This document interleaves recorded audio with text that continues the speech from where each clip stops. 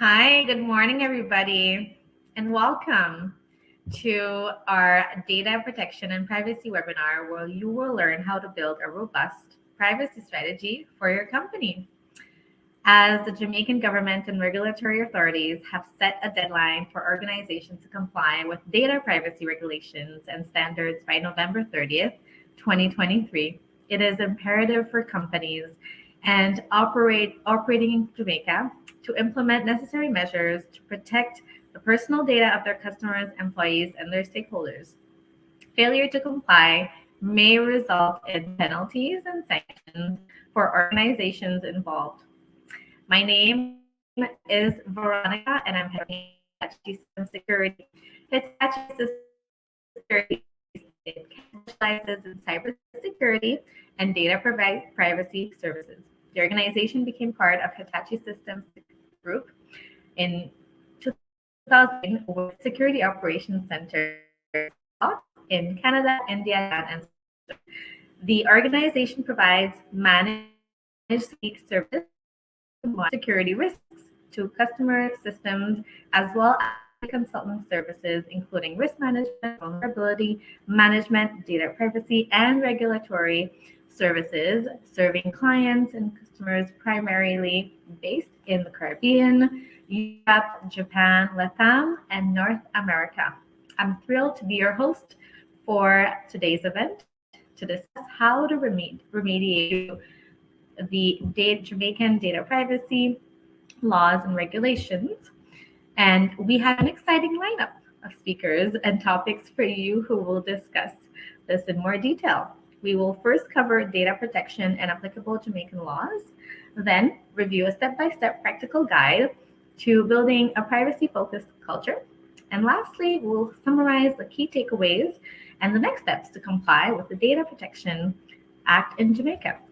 This webinar is brought to you in partnership with Salus Tech. Salus Technology Services Limited is a multifaceted organization encompassing over 80 years of combined IT skill set expertise. With first-hand experience in designing, implementing, and managing complex ICT solutions, Salus has a successful track record of managing customers' IT infrastructure in many industries spanning from finance, hospitality, insurance, education, and healthcare. Additionally, they have also implemented and managed IT projects for clients locally as well as overseas, to include the United States, Trinidad, and Barbados. Before we dive into the presentations, I'd like to introduce our two fantastic speakers. Thibault, our privacy expert based in Europe with experience in developing privacy and data protection programs for companies in Europe and America. Thibault holds certification in data governance, such as ISO 27001 and ISO 27701, lead implementer. And his experience is focused on implementing privacy regulations without disturbing company activities. He takes pride in spreading privacy culture in companies and training employees on challenges of privacy and cybersecurity. Now, while Thibault may come from the country of wine, he is a rum lover at heart. He's heard great things about Dumperhead rum, but he's himself to our list. Next up, we have Maria Isabel Vargas, a lawyer from Brazil and an international privacy consultant with experience in assisting companies in North America, Latin America, and Europe. Maria holds important certifications from the International Association of Privacy Professionals and is also certified as an ISO 27701 lead implementer. Her experience ranges from supporting startups to working with global corporations. She is capable of supporting and facilitating and planning development, tailoring, implementation, and monitoring of privacy-related or compliance policies in multi-jurisdictional contexts and with different categories of data. Now, coming from a world's largest coffee producer, Brazil, it's no surprise that Maria is a coffee lover. So again, She's heard great things about Jamaica Blue Mountain coffee, but she's yet to taste it. So don't be shy to send some samples her way too. We're excited to have both Thibaut and Maria with us today, and we can't wait to learn from their expertise. So, Maria and Thibaut, the floor is yours. Thank you so much, Veronica. And hi, everybody. We are so happy to be here with you.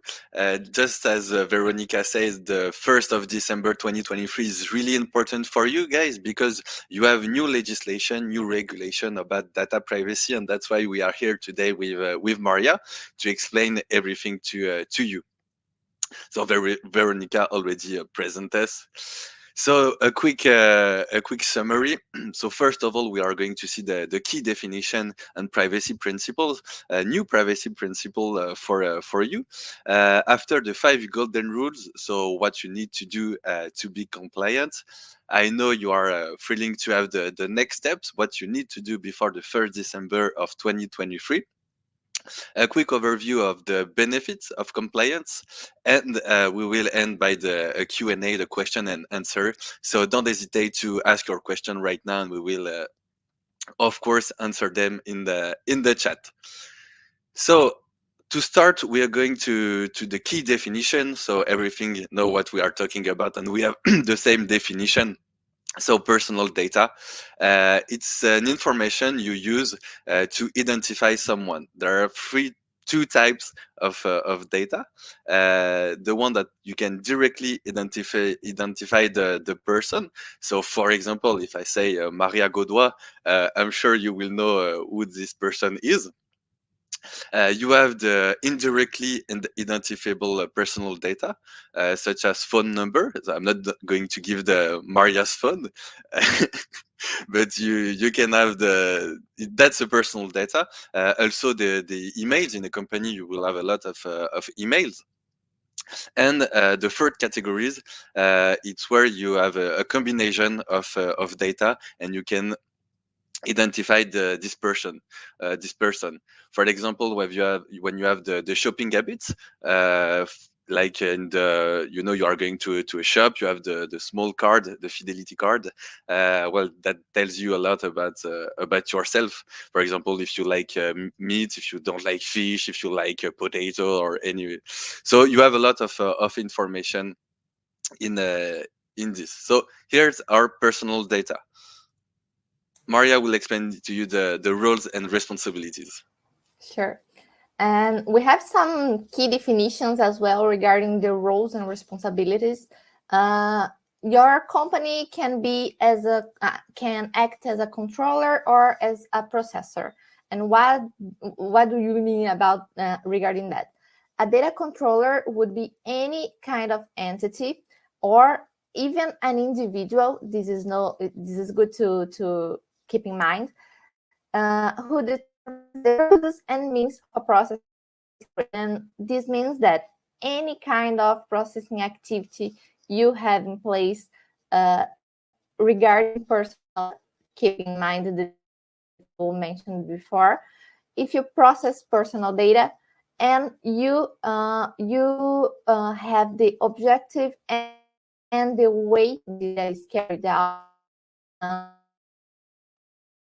data, if you process that is a regular all companies has in place. So of data, you would be a controller in this context. Under other contexts, you can be a data processor. In this aspect is when you process data on behalf of another organization. So if you are a payments organization or a maybe you have more activity as a data processor. And we have also the definition of data protection officer. It's a definition that we are gonna see in details later on this presentation. But just to give you an overview, it's someone who will be inside your corporation, or it can be externalized as a data protection officer as a service. And this person would be responsible for keeping your data protection compliance updated. And also it's important to have in mind that the employees, they represent the controller or processor. So employees, they represent the company they are acting on behalf on.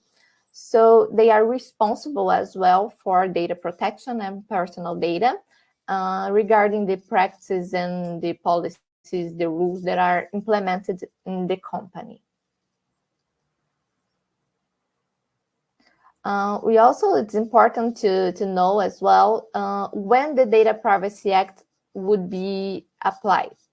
So in this case, it's a little bit obvious then a company is established in Jamaica or in any place where Jamaican law applies.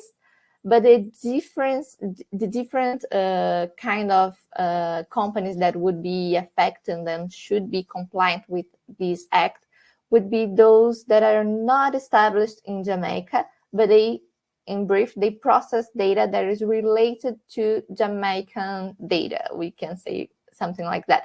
So we have 4 categories in this case.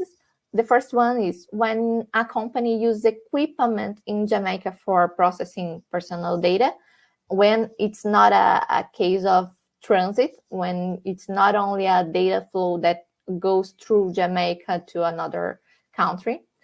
And the second category would be when there is a process of personal data, when the data subject would be the person, as Thibault mentioned.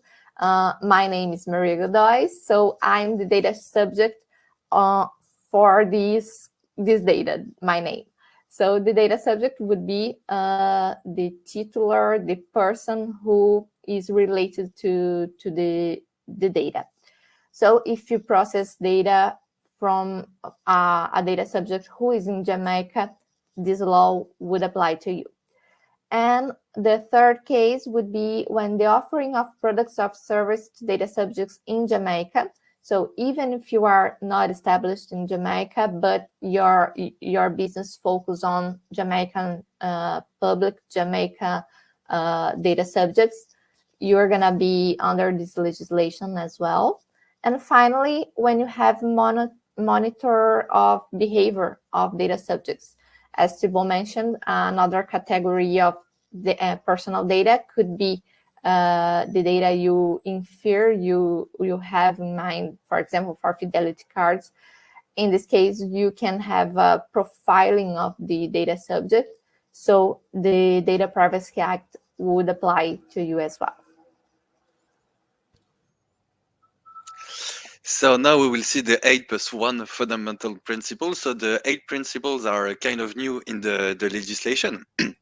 So the first one is fair and lawful processing. That means personal data must only be processed if the data subject consents to the processing of data. Real quick example is for a newsletter, for example. The data subject has to accept to receive the newsletter, even by putting his or her own email address in the specific box, or the person has to tick the box to accept the newsletter. The second one is the obtained only for specific lawful purposes, so within the consent. But of course, for example, to pay your employees, there's a specific lawful purpose on it, so it's a legal obligation. So you can process data if you have a legal obligation, if you have a legitimate interest in your company. But be aware that you need the legal basis to process the data. After, you have the data quality, so it must be adequate, relevant, and limited to what it's necessary for the purpose. If I take the same example for a newsletter, if Maria wants to subscribe to my beautiful newsletter, I don't need her home address or a phone number. I just need her email and maybe her name, so I can call her in the email. So be aware that you have to keep just what you need, what is necessary for the purpose. It's the same as accurate and up to date. If I have the wrong email of Maria, she will never get my beautiful newsletter. So I need to have the accuracy. I think Veronica in marketing will be able to speak with to speak about it too, because she needs a precise email address for the data subject to send her communication. So accurate and up-to-date data. We also have, and that's the hardest point of the legislation, if I can say like this, it's the limited retention. So when you collect a data, you need to collect it for a specific amount of time. For example, when you are in HR, you are recruiting someone, the people are sending over their CV. You cannot keep forever their CV, and after quite of reflection, that's logical, because in 10 years the person will probably won't look for a job, or not this job anymore. People will be probably employed somewhere else. So you have to limit retention, and to avoid the non-accuracy of data too. Process in accordance with the rights of data subject. That means, and you can try maybe on Facebook or Twitter or Instagram, to ask for these companies to ask for the data they have on you.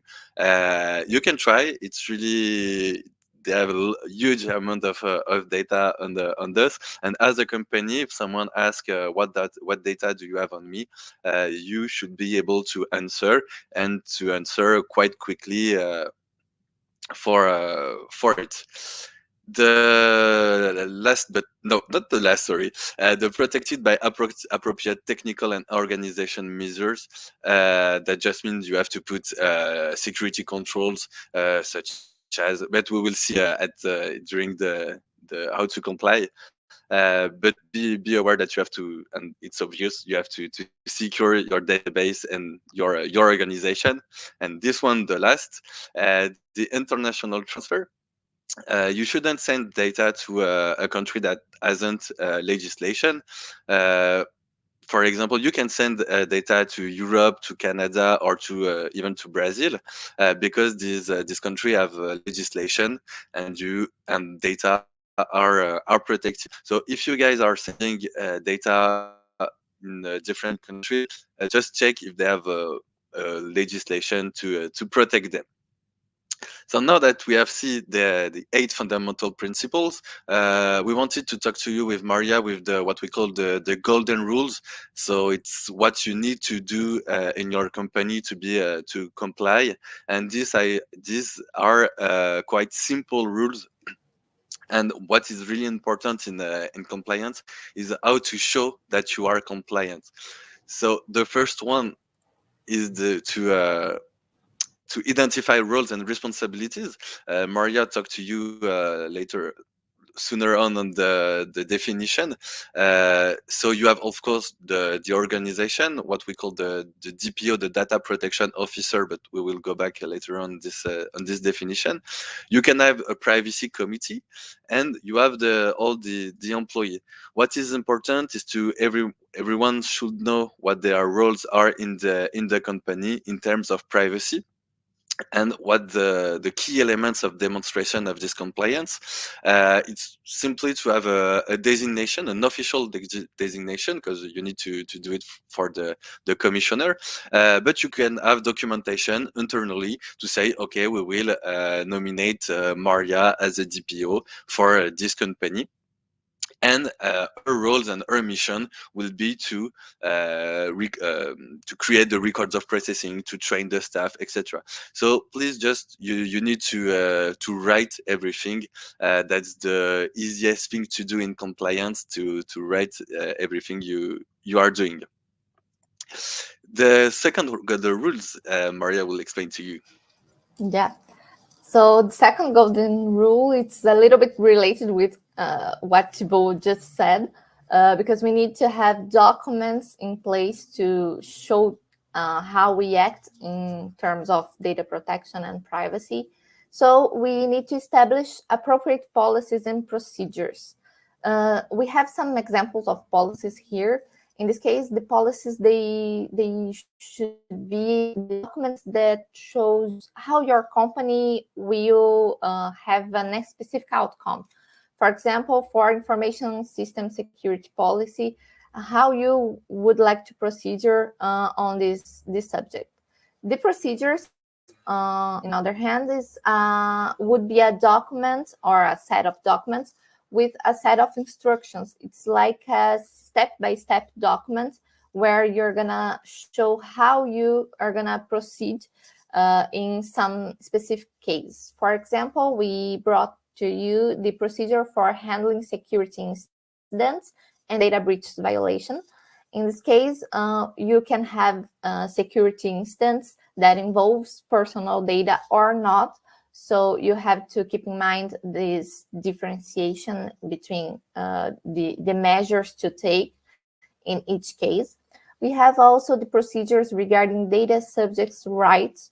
So how your employees gonna act when they receive a request from a client or a customer you have. And as well, this, as I mentioned, is a step-by-step procedure. So you have to keep in mind those roles and responsibilities as well. So these documents gonna be a, a procedure that is gonna group all this information. We also have the procedures in case of control by the competent authorities. So if the commissioner goes into your company, if they ask you or require or demand more information about any kind of activity you have in place, so you should know how to proceed in this case. Who will be the responsible for what, in brief. And we also have the personal management procedure.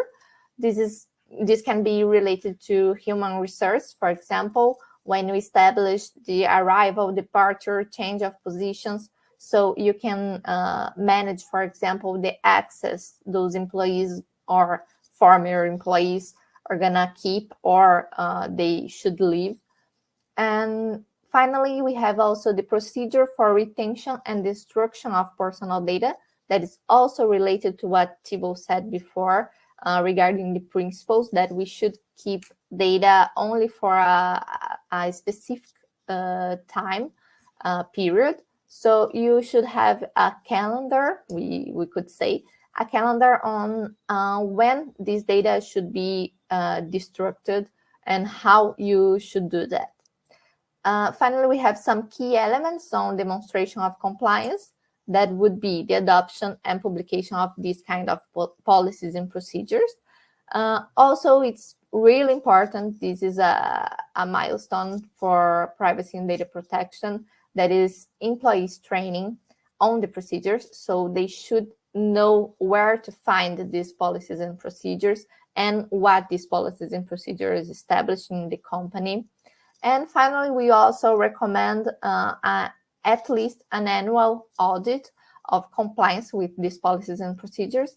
And you can also implement some tests to see if your procedures are really working in practice, because you should have it working in practice, not only a document, a beautiful and complete document that doesn't work in your activity in the real life, we should say. So just before moving to the Golden Rules 3, I realized with Maria we talk about the commissioner. The commissioner is the new public body in Jamaica that will control the compliance of companies. It's new with the legislation, and we will get back later on to with this. So for the third Golden Rules, it's really easy. It's to train staff, not just in privacy but in security. For example, 90% of security incidents, comes from human, and most of the times it's because people are not well enough trained, such as sharing passwords or putting passwords under your keyboards with post-its. So you have to train the people not only in privacy but also in security. What you can do to demonstrate this compliance of training, it's such as Maria said, an internal policy on staff training. You can also provide materials such as PowerPoint, such as practical sheets. You can also in Itachi we have the luck to have a DPO that she's doing once a month she's sending emails to train us about privacy. She's also doing some meetings, maybe twice a year, to talk about privacy if the people have also question about privacy. And the last key element is the list of employee who have benefited the training, so you can say, okay, this employee have been trained, so I'm trying to be compliant with the regulation. So that's the train stuff. The fourth rules is now for Maria. Thanks, Thibaut. So this fourth rule, we recommend you to have an inventory. It's gonna help you to manage risks in your company. What would be this inventory? So it would be a document. As we already mentioned, it's very important you have all documented your activities, your process, so you can prove your compliance activities. In this case, the inventory would be a document that's gonna group all your processing activities. That means that all the utilizations, how you use data and why you collect this data, for how long you keep it. So all the overview of how you use data and how you keep it safe in your company would be described in this document.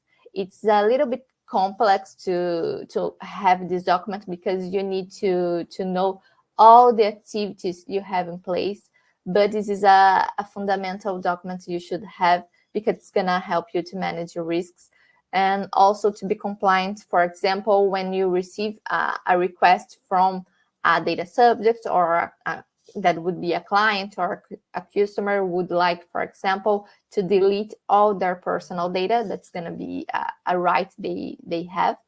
So you'll be able to find this data and to proceed with the step-by-step procedure to have it properly deleted, for example.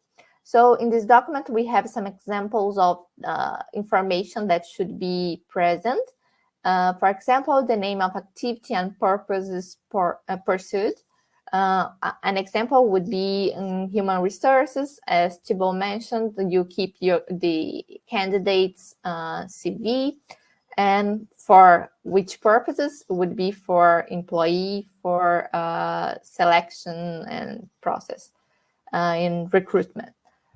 Personal data categories, for example, the data for contact, and you have email, phone number, and categories of data subjects. It would be, for example, candidates, employees, clients, customers, or third parties. Recipients, internal and external. It's important to know all the data flows you have in place.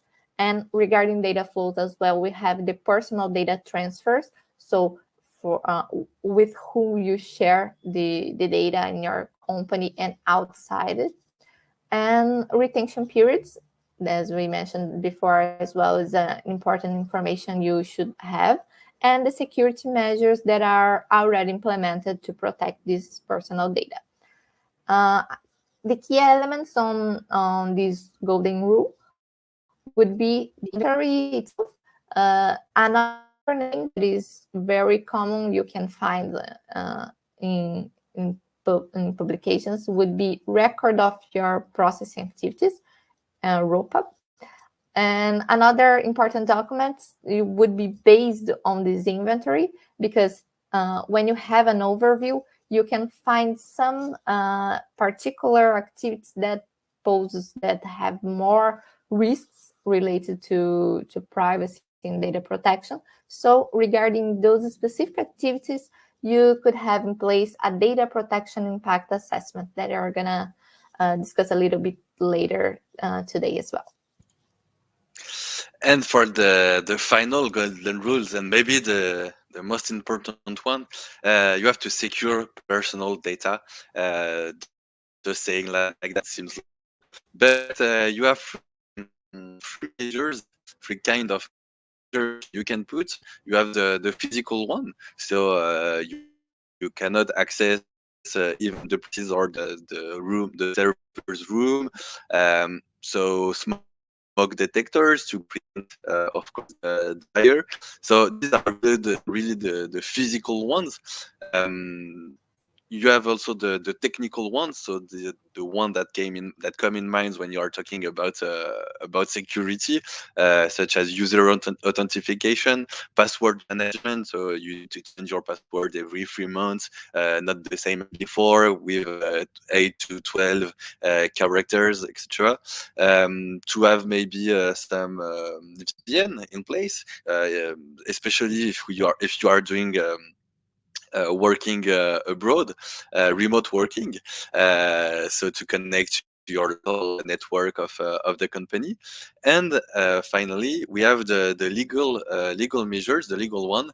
Uh, Such as the management of subcontractors, and especially the contracts you have with your clients, with your suppliers, with your employees. Maybe you need to sign a NDA with your employees because you are processing sensitive information, either for your company or sensitive personal data. So we can put in place as measures. These are just examples. You have other, of course, and it depends a lot about your processing, your company. So be prepared, and most important, secure personal data. So that was the 5 golden rules you need to put in place in your company to be compliant, and most important, to demonstrate your compliance. Now we will see the next steps for the 1st December of 2023. I'm pretty sure that's why you all guys are here. So the first one, and I will let Maria explain to you. Sure. The first one is a little bit no, it's really related to the last one that I mentioned on the fourth rule, that is the inventory. So this document should be registered with the information commissioner. In this case, we can summarize it as a prohibition on processing personal data without the proper register. The Data Protection Act that mentioned the required particulars. So what would be the registration particulars? In this case, would be all that information that we mentioned before regarding the inventory, the information that should be documented on this inventory. For example, any information on any data controller that process the personal data, the information regarding the DPO, the data protection officer who was appointed by a data controller, all the information regarding the description of the personal data that is being or that will be processed by your company or on behalf of your company. It should include as well the purposes or the purpose for which this personal data will be processed, a description of the recipients, a description of data transfers, as we mentioned, and the names of the states or territories outside of Jamaica to which your company will transfer this data. And as well, any information about the data controller that the commissioner could request. There would be an annual fee to keep these records of processing activities registered with the information commissioner. And the only exceptions in this case provided by the legislation would be processing activities which is unlikely to prejudice the rights and freedoms of data subjects. It should be specified by the minister. And the second one, the nominated DPO, Maria talked about the DPO, I talked about it. So here it is, DPO, it's the Data Protection Officer. Some controllers are required to nominate a DPO. For example, the public authorities, the controllers, the company who process the sensitive personal data, with data relating to criminal conviction. So we can think about all everything that is related to health, or to criminal, like law firm or others. The company who process personal data on a large scale. So, for example, if you want to create a new social network such as Facebook and to send it to all of the Jamaican people, you will process data on a large scale. And even companies that are designated by the commissioner as requiring a DPO, so that can move on from years to years. Sorry, so you have to keep you update to see if you are in this designated by the commissioner. There are exceptions for appointing a DPO for not a public register or non-profit organization, but I will know. Sorry, I'm not going to extend on it. I just want to precise that the data protection officer is limited to Jamaican resident, an entity established and formed in Jamaica, or a person who maintains a regular practice in Jamaica. So just keep in mind you cannot nominate any person, any employee as a data protection officer. The person has to have some knowledge about privacy, or at least some knowledge in privacy or in law in general.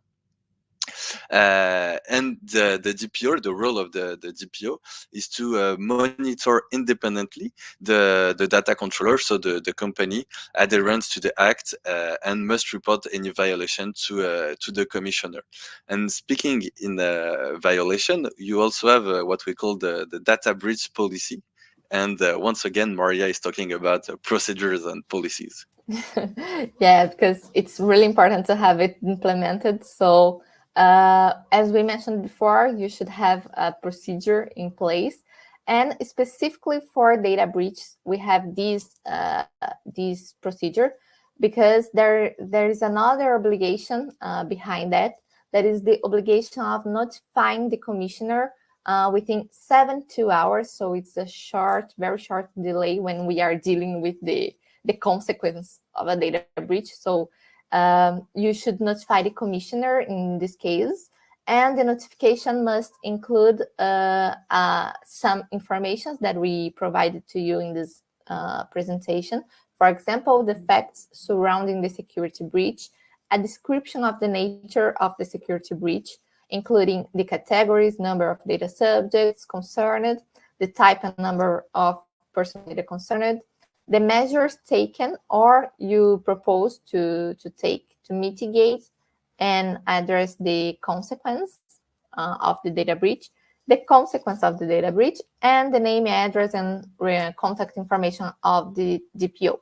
So as we mentioned before, the inventory, the record of processing activities would help you a lot in this case, and having a procedure in place, your way to deal with an eventual data breach would be, we should say, easier, or at least less complicated, we could say.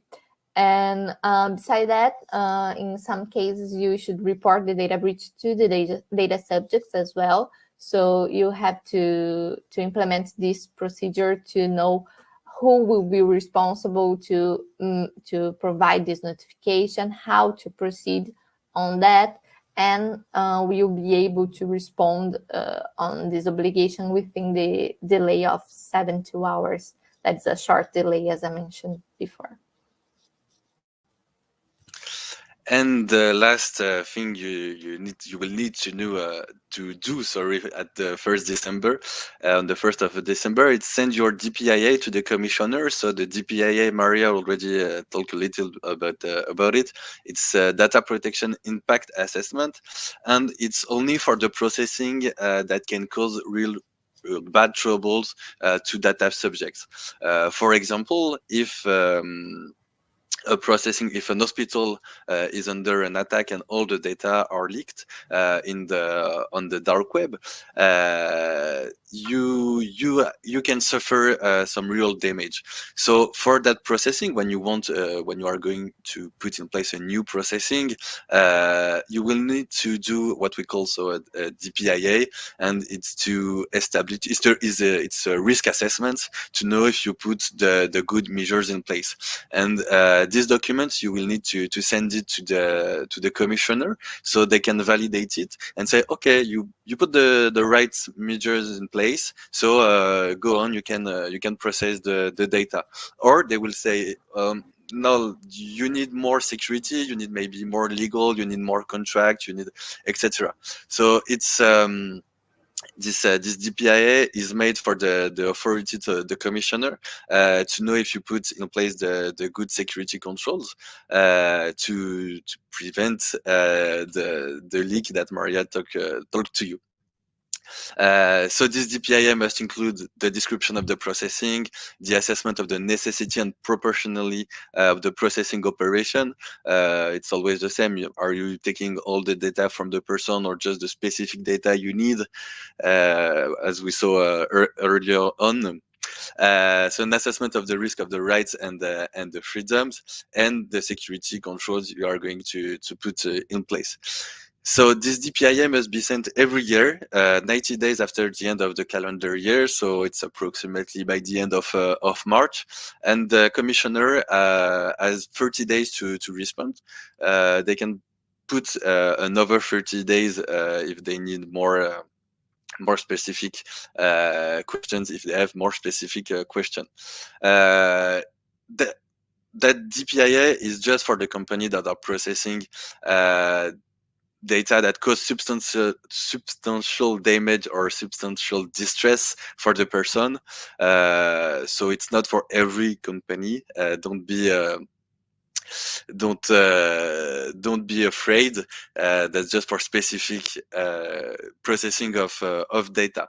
So to resume the fourth steps you have to do for the 1st of December, or at least what will go in force. So register your data processing with the commissioner, nominate a DPO, establish a data breach procedures, and the fourth one to send your DPIA. Before and going to the last part, the benefit of compliance, don't hesitate once again to ask your question in the chat. We will back really soon on your question.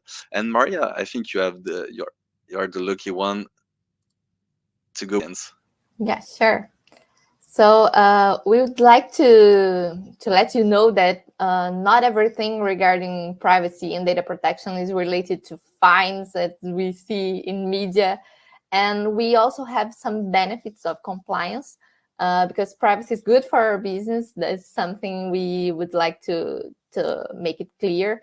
Because, for example, you can strengthen and improve the reputation of your company. You can have a competitive advantage regarding other similar services in your country. You can also limit complaints and potential sanctions and build and improve trust of the persons concerned. Your clients would be more comfortable negotiating with you, and you also would have better control over personal data that you process. So it's important that you can use it more efficiently, we can say. So you can have an overview of all your activities and know what is working well, what should be improved.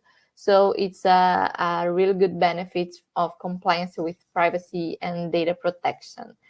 As well, you're gonna avoid data breach. That is always a good thing. And in brief, avoid the reputational damage and also financial loss. So you need to be compliant to benefit from all these features that Maria talked to you.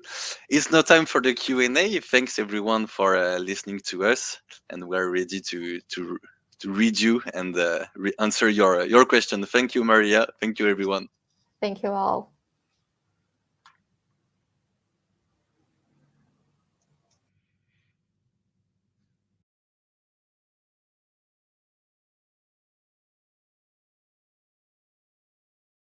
and privacy focused culture building on our blog, checking our blog on a daily.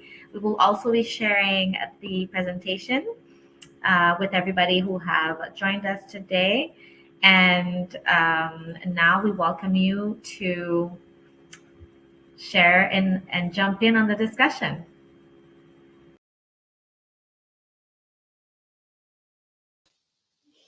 Sorry, guys. Before we jump right into it, I do want to thank Maria and Thibault for the lovely work they did and the presentation that they put together.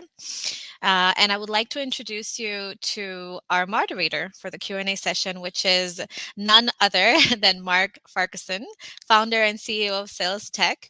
So Mark Ferguson is an accomplished entrepreneur, senior business technology leader, and a local pioneer of the internet industry, having deployed the first commercial internet service provider, ISP, in Jamaica in the late 1990s. During his 25-year career, he has been credited with the development of key service provider infrastructure in mobile data, next generation networks, and internet security, business fiber internet infrastructure, and data center operations for the islands, two major telecommunications companies where he held senior management positions in both organizations. Mark is known in the industry as an innovator and problem solver through applying innovative thinking.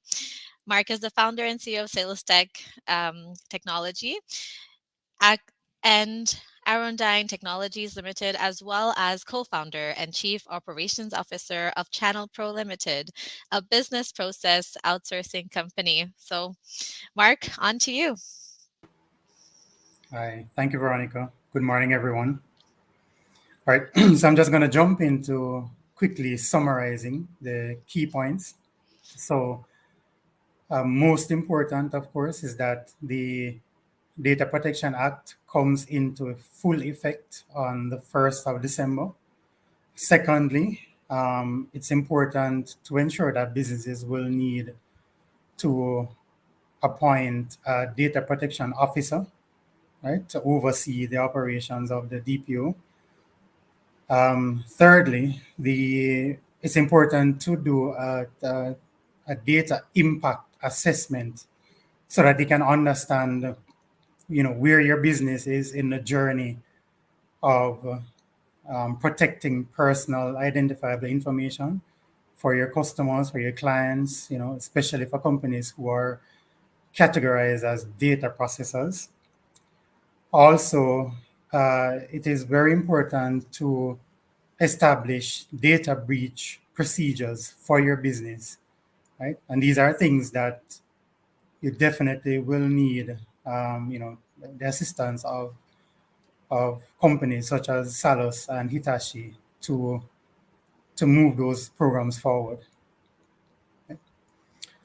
So those are the key points, really, and I just want to move into the live Q&A so that we can field any specific questions that persons may have around the Data Protection Act. Yeah? So I'm just going to jump into a few questions that were submitted a little bit before or during the session. So first one, okay. How will this affect the security industry? So I guess this is a physical security industry who currently collects biometric data such as facial, fingerprint, retina. I guess license plate numbers are included in that as well. And what do these security companies need to do to ensure that they're compliant? So first of all, you need to know that the aim of the legislation isn't to stop you doing your businesses. So if you need for your businesses, for your company to collect fingerprints or biometrics data, you still can do it. What you need to do is to protect those data by putting some measures in place. And also you will have to send your data protection impact assessment, DPIA, at the 90 days after the end of the year, so that you will prove to the commissioner that you put the right measures to protect the data. But of course, you can keep going on your businesses.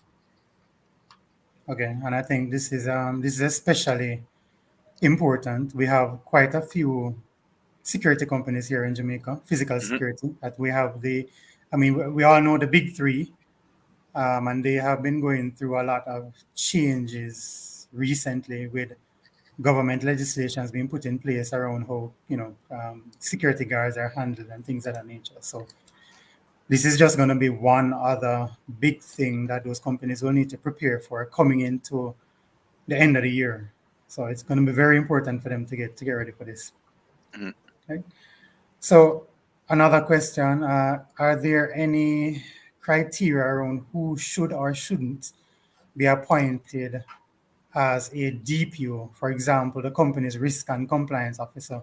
I think one important question to ask here as well is, along with this, is does every company need to have a DPO in place? So I'd So like like that as a follow-up question.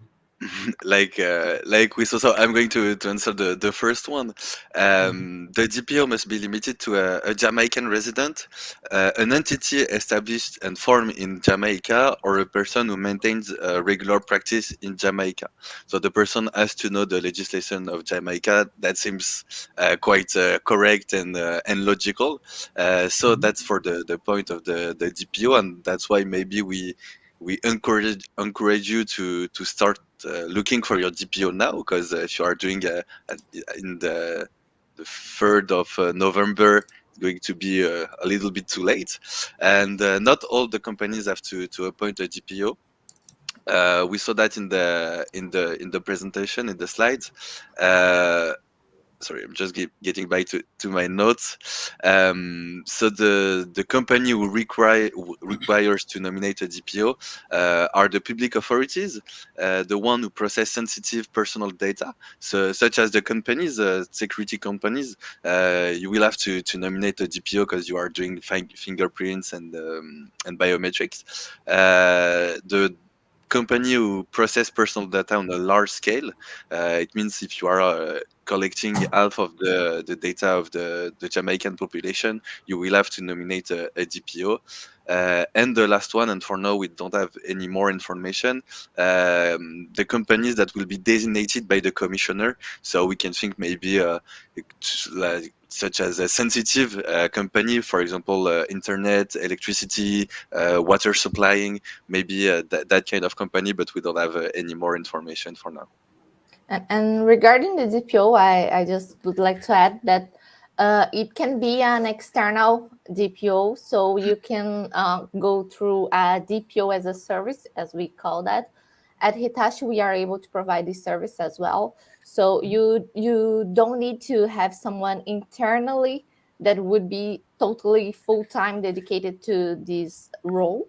So it's important to have it in mind, because some business, even if you have this obligation to keep a DPO, it can be appointed outside your organization as well. Okay. And what are some of the things that DPO, that outsourced DPO, would need to do in order to ensure that that company who hires us, remains compliant? Maria, let you maybe, because you are Maria is actually external DPO for quite a company in Quebec, for Hitachi. So that's why she is doing in her day-to-day job. Yep. So when we arrive in a company, just to go through an overview to give an idea to the people who are watching, we start by doing an assessment. So we need to understand your business, understand how you use personal data, and what are your real needs. So we can provide this full service as DPO from the beginning on the assessment until the management of your activities and implementing the measures you need. As Thibault mentioned during the presentation, we have technical measures on organizational measures, so we are able to assist companies on that as well. Okay, all right. So I have another question here. Are there any specific industries or sectors that will be particularly affected by the new legislation? I think Yes. that one. Yeah. The law doesn't provide a specific industry, or it's not a designated industry. So it's a very good question because it applies to all industries.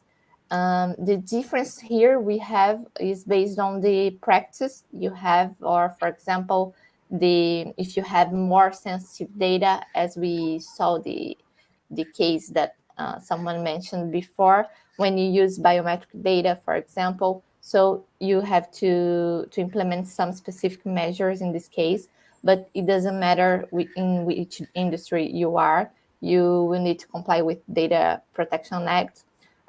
We only need to have in mind the specificities of your business to implement the real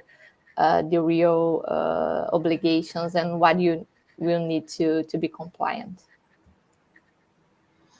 Okay, thank you, Maria. So we have one more question here. How will the enforcement of the new law be carried out, and what are the penalties for non-compliance? So we didn't talk about penalties during the presentation because, as Maria said, we prefer being on the benefits, but of course there are penalties. Uh, there are financial ones. Um, so you can be fined 4% of the annual gross worldwide turnover. So that could lead to a huge fines. There's the same systems in Europe and in Canada now, and we see fines over than 100 million. So just be prepared if you are not ready to comply with privacy legislation. And the second aspect of the penalties are the reputational ones. Maybe you remember, maybe 2017, Facebook and Cambridge Analytica. It hurts a lot Facebook, but more Cambridge Analytica because the company dies at the end. But if you are doing wrongfully, if you are wrongfully processing data, the company could lose clients, prospects, and employees' confidence. So there's not only financial aspects. There's also reputational aspects that could lead to this. And how will the enforcement of the new law will be carried out? So the new obligation are enforced on the 1st of December 2023. So you have basically 6 or 7 months now to comply. And so, like we said, you should start to look for DPO internally or externally right now. Plus, we recommend you to do what we call a privacy compliance assessment to see your weakness and strength of the privacy you are doing inside your company. So that will give you the action plan to be comply quickly, or at least quicker than if you are doing it in 2024. Okay, as a follow-up to this, what if the breach is conducted by an external company outside of Jamaica? What are the penalties that can be levied on that particular organization that they are not Oh, under Jamaican law? as we saw in the presentation, even if the company is outside Jamaica but is processing personal data of Jamaican people, that could lead to a fines. After, I'm not a very good specialist in the convention between all over the countries, but the commissioner can fine the company outside of Jamaica. Okay, thank you, Thibault. I have another question here. Are there any specific periods for retention of personal data for data subjects for all business sectors? It would be great if we had that, because it's good. It would be easier to implement that, but unfortunately, there is no a specific period for retention, and it varies depend on the personal data you have, and for the purposes you use this personal data. So it's a complex activity to implement that in the companies, and we should analyze it based on the purpose for which you use the personal data, and as well the activities you have implemented, and a way to avoid it and to facilitate the use of personal data would be anonymizing it, so you could keep it for longer. But it's only a tip, a recommendation we could give you sometimes depending on your processing activities. But you should analyze it for each piece of data and each of your purposes. Okay, thank you. All right, I have another question here. Are there any specific Hitachi solutions or services that can help businesses in Jamaica navigate the transition? Yeah, as we mentioned before, we have the DPO as a service that's going to be an obligation now. And we also have the privacy impact assessment that is going to be very useful to handle the risks you can have in place. And the maturity assessment that we also recommend you starting by this project, because with this privacy maturity assessment, the privacy compliance assessment, you are able to have an overview of your company and how you process data. So you are able to address the specific needs you're going to have. Based on this first assessment, we are able to provide you an action plan. It's very customized, so it's specifically for your business. And after that, we move to implementing all the measures you need and to manage the compliance with the Data Protection Act. Okay, thank you, Mario. So I have one other question here. Can Hitachi provide any training or educational resources to help businesses understand the new legal requirements and compliance procedures? Of course, and someone asked earlier to go back on the golden rule number 4. That was to train staff, because training staff is really important, not even in privacy but also in cybersecurity. And we can provide material for training. What we can do is to do what we call initial training. So it's the 101 privacy basics. So what is the personal data? Everything we saw today for all the employees. And after, we also can have a specific training for example, for HR, for sales, for marketing, or even for a manager, so they can possibly answer the question their employee can have. So we could train and form you on the privacy side. Okay, and this would be separate and apart from the regular security awareness training, or would it be the same? You know, 'cause there are a lot of Well, usually now, because we are a cybersecurity and privacy company, we have the luck to be both. So we are trying to do the at the same time. Because, for example, we are talking about passwords in privacy, but also in cybersecurity. So to mix all at once, it's kind of good for the people, because we are focusing on almost on the same subjects. Okay, I have one other question here again. Can you repeat the 4 important things that need to be done by companies? I think you will all receive the presentation, so you Yeah. will be able to review. But we will tell you the fourth important things right now.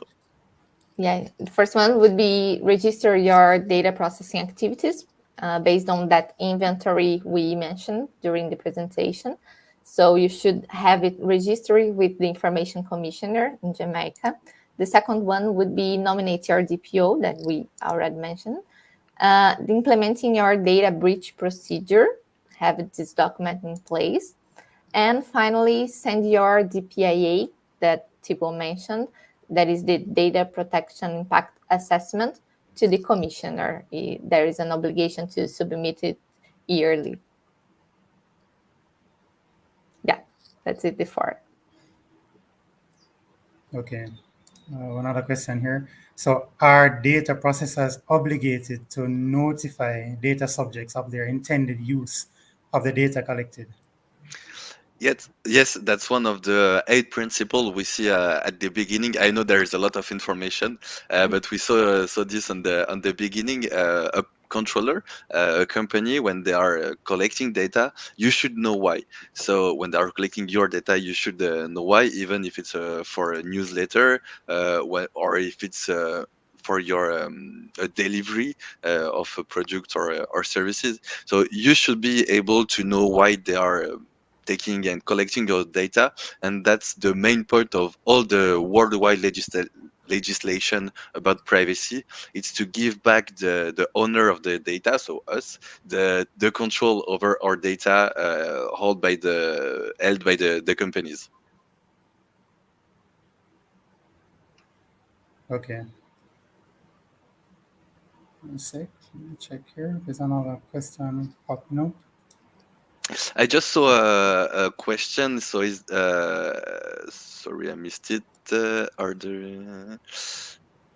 If that was about a small retail shop or a club that they need to appoint a DPO, not necessarily. It depends of your activity, because if you are a small retailing shop sending fingerprint scanners or so, maybe you will be you should notify a DPO. If you are just selling grocery or vegetables, of course you shouldn't not appointed, sorry, a DPO for that activity. So we cannot answer for each and every shops or retailer, but that's the if you are referring, sorry, for the DPO, you will see if your activities is in it or not.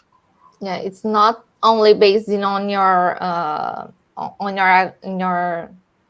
industry, as we mentioned, but on how your business is developed, but mostly on the processing activities you usually have in place.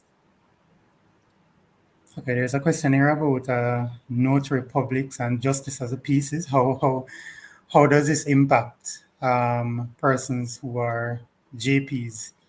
Because invariably, JPs have to handle PII. There are there are some exception.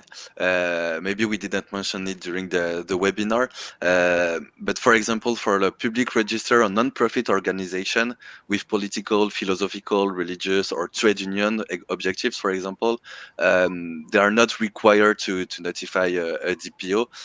But I recommend you to take contact with us if you have the question, because as we say, there is a lot of sectors and factors that we are not able to answer right now. So if you have a question, if you are wondering, don't hesitate to contact us. Yes, and I mean, we can appreciate the concern here, because Of course. yeah, almost everyone who needs something done at the bank, or you need something for to travel or whatever, you have to go to to a JP or a notary public to have those signed off, and it's very, very sensitive information that's usually passed to those particular persons. Um, this kind of brings a question around persons in the legal field, as in attorneys. You know, how does the full implementation of the DPA impact lawyers in particular, and how they handle, especially a lot of lawyers and a lot of paper records for customers, and a lot of sensitive information. Yeah, yeah. Go ahead, Joe. Now, just to say, like, for lawyers, of course they should follow the regulation, but they also have standards in their own, uh, because they have some secret. Sorry, I don't have the Professional, specific. Sorry, Maria. professional secrecy. Yeah. Exactly, thanks. So sometimes they not they shouldn't do all the what's required by the legislation. Once again, it's almost new. So the commissioner will, in the couple of next months, start to tell also what controllers, what companies should appoint a specific DPO. So you should keep you update about this, and once again to contact us, and we will help you to implement your privacy program.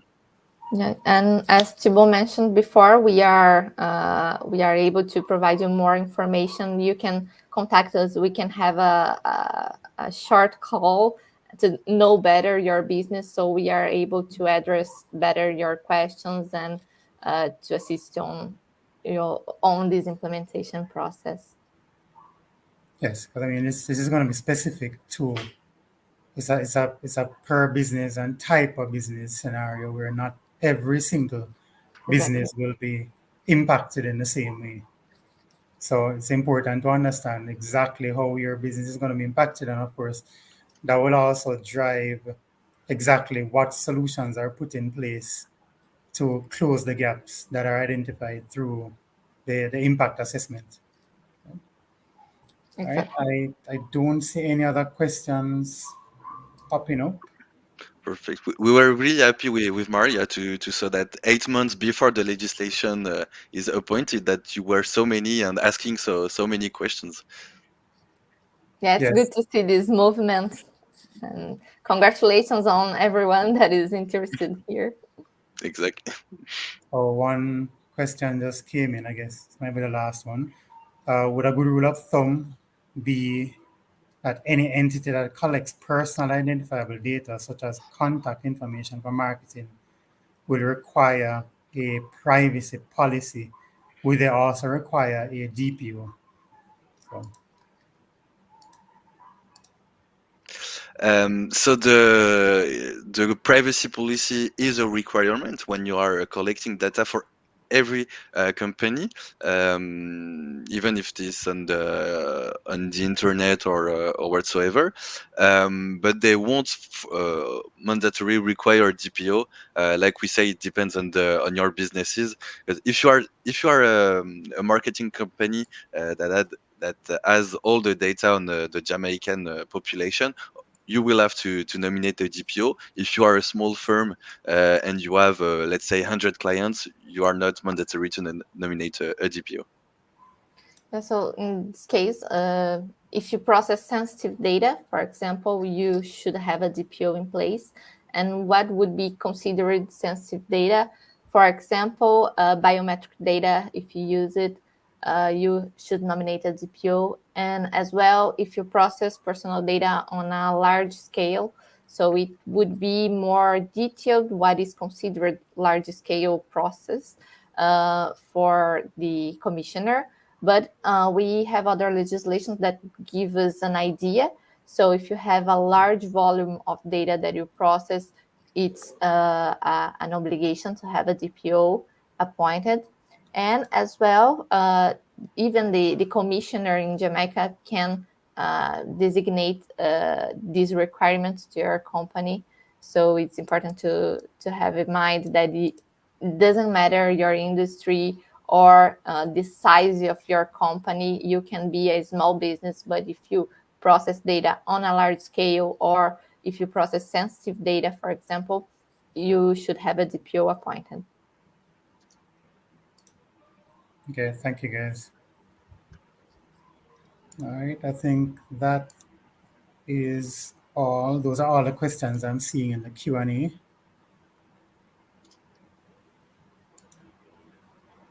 Yep, I think we covered pretty much all the questions in the Q&A.